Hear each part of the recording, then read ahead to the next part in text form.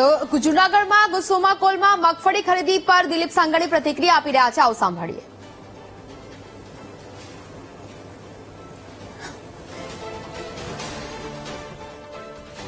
ખરીદી અંગે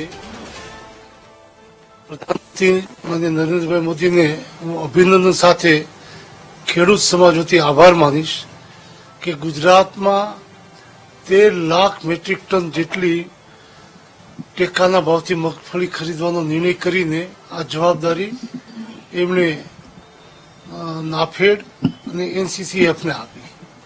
ટોટલ જે ખરીદી છે એ 75% નાફેડને ખરીદી આપી છે અને 25% એનસીસીએફને ખરીદી આપી છે. અને આ બધી ગુજરાતના ખેડૂતોની મગફળી ખરીદવાની છે. એમાંથી 75% નાફેડને જે ખરીદી છે એ ગુજકો માસોલને નાફેડે સોંપી છે અને એનસીસીએફની જે ખરીદી છે એ એક બીજી સંસ્થાને એમણે સોંપેલી છે. 75% જે ખરીદી ગુજકો માસોલને સોંપી છે એમાં લગભગ 8 લાખ મેટ્રિક ટન અમારે જે ખરીદી કરવાની છે એમાંથી 7 લાખ મેટ્રિક ટન અમે ખરીદી કરી ચૂક્યા છીએ 90 દિવસમાં. બાકીના 25%માં અન્ય સંસ્થાને જે સોંપેલી છે એની કામગીરી અલગથી ચાલી રહી છે.